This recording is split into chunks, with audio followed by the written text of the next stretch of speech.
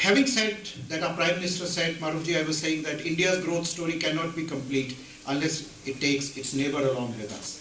Now I come this early morning from Dubai, and the first thing my mother tells me, 85-year-old mother who hails from Pakistan, of course, my parents came from there, कि बेटा आपने TV देखा? I said maybe she's referring to some news or something. So then probably she was referring to a video being shown last night, which I missed, of a beheaded soldier.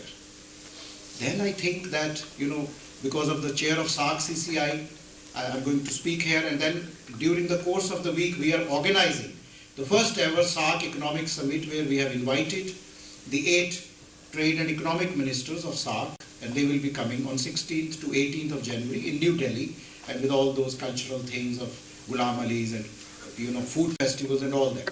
But when we talk about South Asia, India and Pakistan are the two large players. And incidents of this type compel us to think. But then when I was driving towards IAC, I said, no, I think our effort should go on. These type of incidents, we should not fall prey to these incidents, while I am sure that we will be talking about this to we are expecting a 100-member delegation from Pakistan during the course of week. But now the choice is between us that whether we stop the engagement, as the General Bikram Singh was saying, that the political dialogue, the economic dialogue, the people-to-people contact must go on, so that these hostilities can be mitigated, and we raise the public opinion on the other side to impress upon their government to condemn these incidents and to force on their army and so on and so forth. Incidentally, we met Nawaz Sharif ji also about 2 months back, and about all these issues, and he seemed to be genuine, because he said, I won my election. It was there in my manifesto. But then we all know what are those compulsions, what are the issues, why he is not even able to give the MFN or whatever you call it, non-discriminatory access, and control these divisive forces within his country. So I gave you this sort of background just to tell you that this is how a layman or common man like me and all of us think this kind of dichotomy. In the South Asian region, I think the basic problem remains of connectivity. As I was telling, hardly anyone of us travel to our neighboring countries, but if we want to build, our slogan is to build peace and prosperous South Asia, because India's growth story cannot be complete. It is like a very wealthy or rich man or whatever accomplished person staying, but in his neighborhood there are all hostilities. So then he should look at his growth, or he should only do firefighting of the neighborhood. Therefore, it is very important for us to have resurgent India. I feel, and most of you will agree, that we should have a peace and prosperous South Asia. So central issue, as you know, is the connectivity, the visa regime, the mobility, the airlines.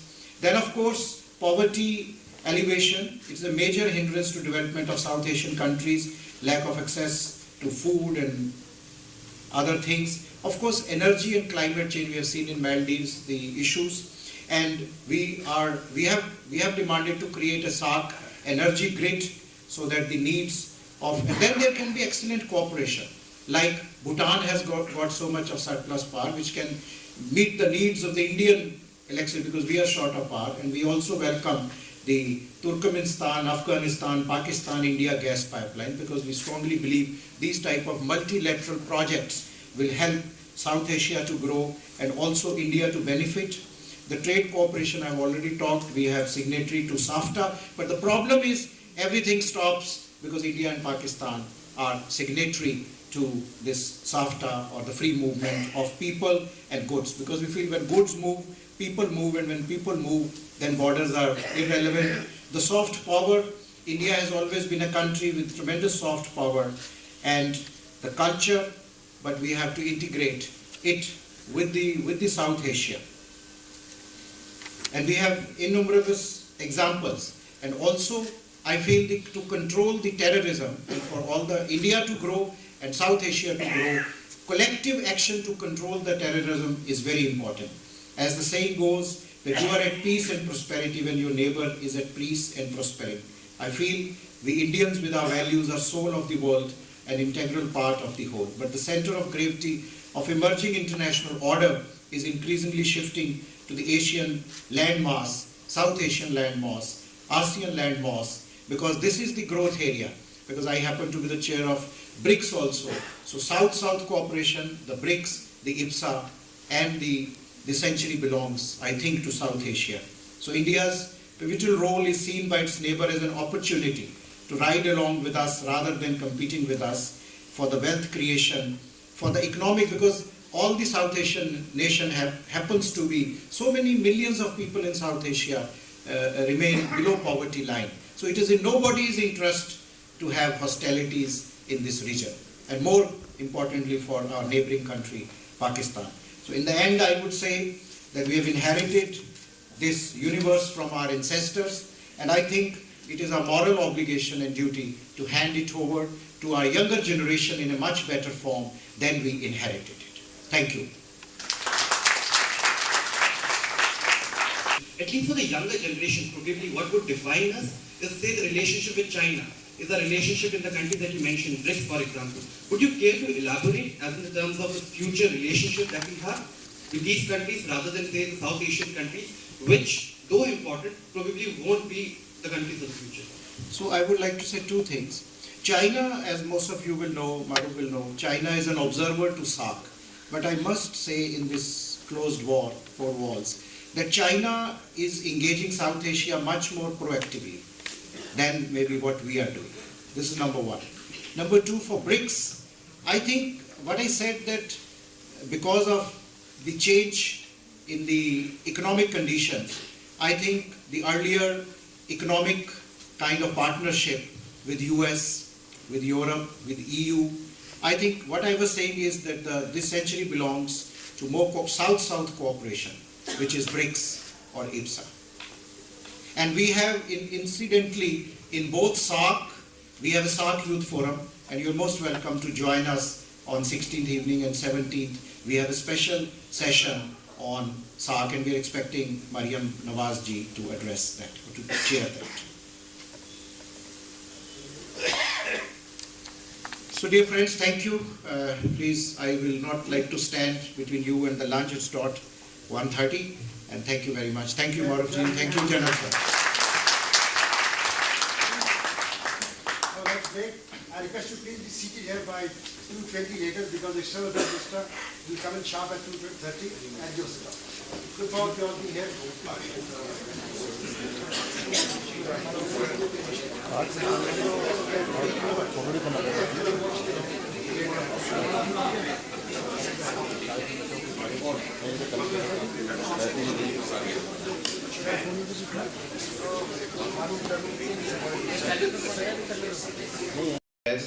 Union Government of India for giving our keynote address in this post-lunch session on ideas on India, which is our inaugural initiative, and we hope, with the response that we have received from you, to take it forward to several other cities in the country. Mr. Khurshid, once again, like some of our previous speakers, needs no introduction, but just to highlight some of his key achievements. An alumnus of St. Stephen's College, he was later at Oxford and also was a fellow at Trinity College, Oxford, if I remember correctly. He is earlier been a Minister of State for External Affairs, has held many important portfolios in the current government, from corporate affairs to minority affairs, and as Minister for Law, and now the public face of the government to the world outside. Mr. Khurshid is not just a politician, but he is a distinguished lawyer, has been with the Supreme Court of India for years, and is an author and a playwright. His play, Babar Ki Aulad, and his books have fascinated me. I've had the privilege of reading them, and I've had the privilege of knowing Mr. Khurshid for the last 20 years, and I'm deeply, deeply grateful to him and honored that he's found the time to be with us on this day and give us his support. So without further ado, may I invite the Honorable Mr. Salman Khurshid to kindly give us his view on India, which I'm sure he'll be able to articulate better than many of us here. So.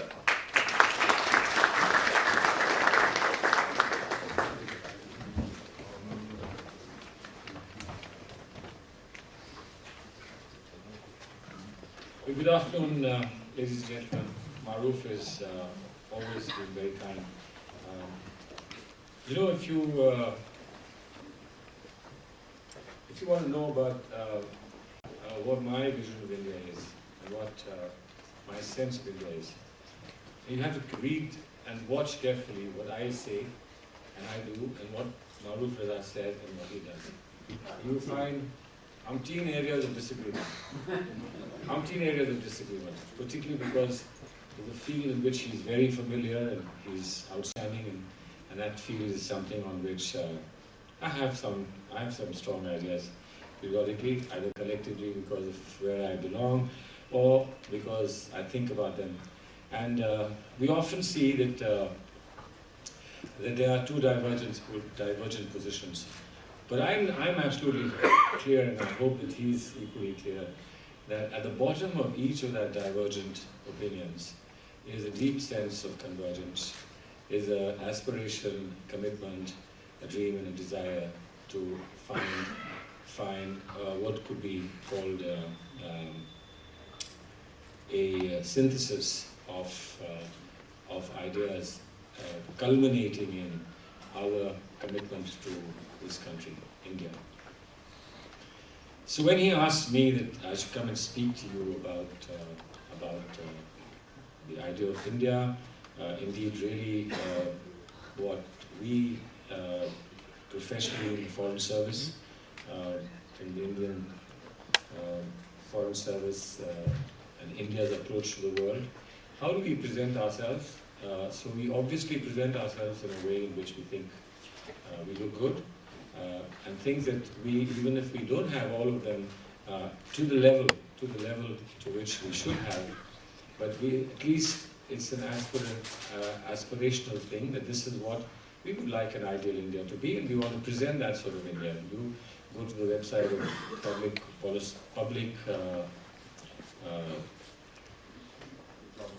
public diplomacy website, you will see how we explain to the world what we are. And of course, in our conversations, in our dialogue, in our consultations, in our outreach, what we want them to see India to be. India is a country that people ask me with some degree of confusion and being perplexed as to why India, with the kind of strength India has and the presence India has and the stature India has, why India doesn't intervene where smaller countries intervene. You know, countries like Norway, Denmark, etc., super active, large foreign services for a very small country. We don't have anywhere anything like that. And their questioning of India not being proactive in Palestine or Palestine, and not being active in Syria, not being active in the Arab Spring, not being active or taking positions on what happened in Egypt, for instance, not being very active with other regions in ASEAN, for instance, where there are some areas of maritime conflict. But we are present everywhere. We have a quiet, firm, and a gentle presence everywhere. It isn't that India is reluctant to engage. India does engage, but India engages in a manner which is philosophically aloof. We do believe, and we honestly and genuinely believe, that there is two ways of engaging people. One is to gently nudge people to think more deeply about what they're doing. The other one is frankly to be didactic, to dictate, to be pedagogic, to tell people, well, this is good for you and that's not good for you. I'm not really sure that our leadership over the years after Pandit Jawaharlal Nehru has ever had the time to reflect on the idea of what a liberal democracy is. We faced a crisis after crisis periodically. We've had invasions, we've had aggression, we've had internal agitations, we've had enormous conflict internally. We've had events which are very, very sadly divisive. We've had insurgencies. We've had all kinds of crises, and therefore, for our leadership to have the time and the leisure to reflect upon what it means to be a liberal democracy. And I give you two specific examples. There is, I think you're all aware, there is in India a huge area of policing, which is in many liberal countries, which would not be considered acceptable. But in India, the conditions in which we find ourselves, and I think a lot of people here are associated with security in one way or the other, the conditions in which we find ourselves, we have had to give ourselves some instruments of protection. And one of the instruments of protection in India, for instance, is custody without trial. We have preventive detention. We prevent people from doing the damage that they would do. And there has to be some, obviously, protection, but the courts have said the satisfaction of the government can be a subjective satisfaction. You don't have to be objective, so it's not necessary that the courts would have done the same thing that you have done. So there is a bit of a leeway that governments and administrations have. But the fact remains that the subjective satisfaction has allowed a whole lot of people to be held in detention for a very long time. And of course, there are many procedures by which they try to get out. There are manners, there are ways in which people and their organizations are banned in this country.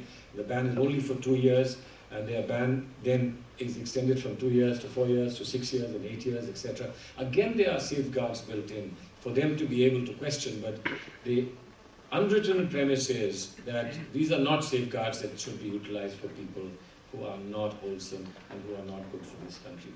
The trouble is that the real test of safeguard is not whether you allow that safeguard to somebody you find is tolerably acceptable, or that you deny that safeguard to somebody that you find unacceptable and unwholesome. The test of a safeguard is that it should be available to everybody, including those you don't like. Right? But this is one area on which people who are familiar with law, preventive detention, security issues, have a whole lot of experience and issues. But I'll give you one small judgment of the Indian Supreme Court. And the Indian Supreme Court has allowed preventive detention, trial without custody, without trial, in umpteen cases. Of course, cutting down discretion and cutting down subjectivity as far as possible. But there's one Supreme Court case, two Supreme Court cases that I want to mention to you. People haven't given them the importance that they deserve. One case was about Binayak Sen, Dr. Binayak Sen. He was held in custody for a long time for sympathizing with Naxalites.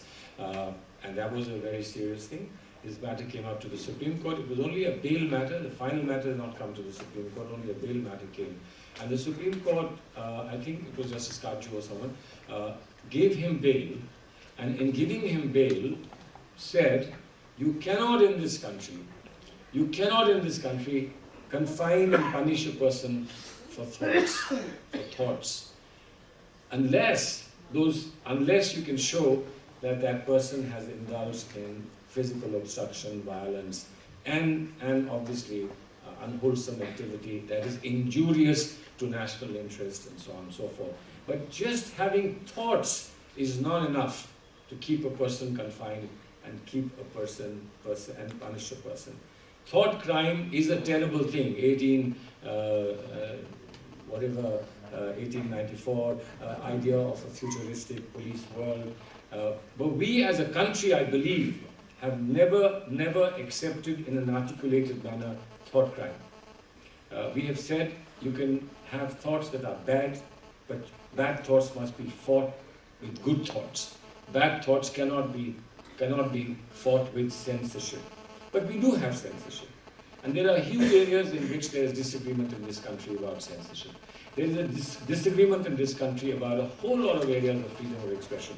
But we are proud as a country to know that an extensively aggressive media in this country is able to be extensively aggressive because we believe deeply in our soul, we believe that freedom of expression no matter how bad the expression is more valuable than restricting expression and ensuring that it is only good expression. This is the backdrop in which we see India today. And in this backdrop, we have to deal with the world. And we have to deal with the world where there are intense conflicts taking place. We were, and I think I have no hesitation in saying this, we were friends of Saddam Hussein. We were friends of Gamal Abdul Nasser. We were friends of the NAM movement. We were friends of PLO, of the Palestine Liberation Organization.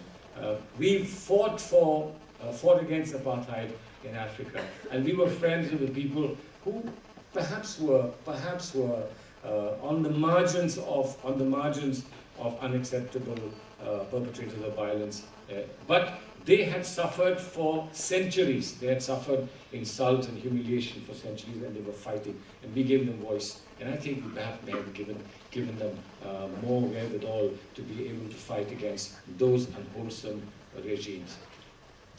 But even if today the Arabs during the Arab Spring say that they want the voice of democracy to be heard, the voice of democracy will be heard, and India has, as a democracy, no choice but to support democracies. But the problem is